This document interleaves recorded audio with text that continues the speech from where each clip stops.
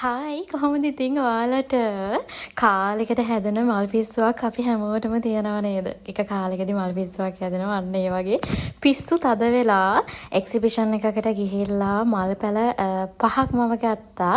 බලමු අපි එකින් එක ගත්ත මල් පැල පහ මොනවද කියලා. ඒක තමයි මම ගත්ත ලොකුම ගහ. හැබැයි මම මේකට කියන නම නම් දන්නේ නැහැ. මේක තමයි ගත්ත ලොකුම මල් ගහ. මේකේ මල් හැදෙන්නේ නැහැ. මෙන්න මේ වගේ ලස්සන ගහක් තමයි. ඉන්ඩෝර් ප්ලාන්ට්ස් උත් නෙමෙයි කියන්නේ. මේකට අවුව ඕන. ඉන්ඩෝර් ප්ලාන්ට්ස් වලට අවුව ඕන නැහැනේ. මේකට අවුව ටිකක් රස්නේ. ඒ වගේ අවුවක් තියෙනවනේ එළිය ඕන. ඒ නිසා මම ඒක මෙන්න මෙතන තියන්න තමයි ඩිසයිඩ් කරේ. කොහොමද මගේ ගද්දිම තීරණය කරා මෙතනින් තියමු කියලා එතනට තිබ්බන එක ලස්සනයි කියලා කිව්වා වගේම ඒක ලස්සනයි.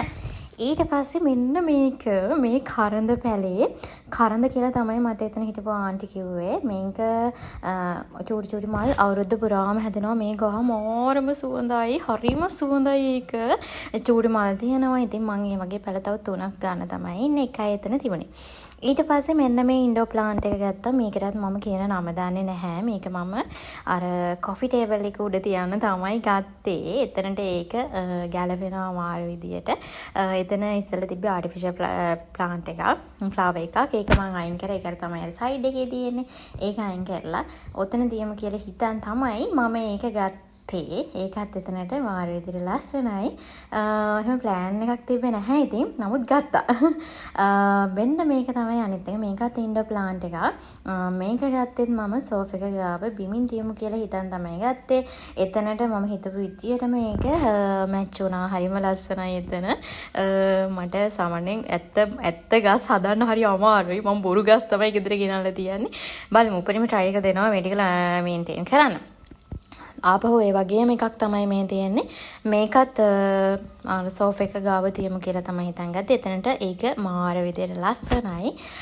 හරිම ලස්සනයි. මට හරි සතුටුයි. ඉතින් බලමු මම කොච්චර දවසක් මේ ටික පරිස්සමෙන් බලා ගන්නවද කියලා. හරි මම දැන් කියන්නම් ඔයාලට මේ වගේ ප්‍රයිස් කොහොමද කියලා.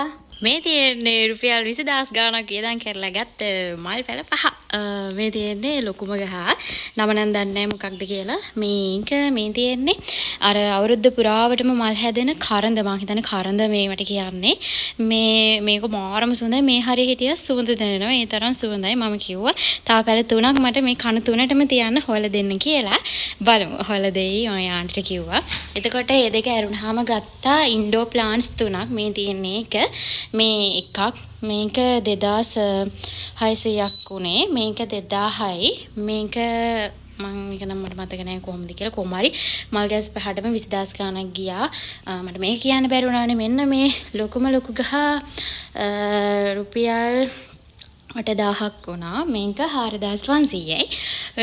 මල් ගස් පහට 20000ක් ගියා. හැබැයි ලස්සනයි. බලමු උපරිම try එක දෙනවා මම මේවා මේන්ටේන් කරන්න. සාමාන්‍යයෙන් මට මල් ගස් බලා ගන්න බැහැ අමාරුයි. බලමු. එයා මට යාන්ට කියලා දුන්නා මේ හදාගන්න විදිහ. ඉතින් මම ඒ විදියට බලා ගන්න උපරිම try එක දෙනවා.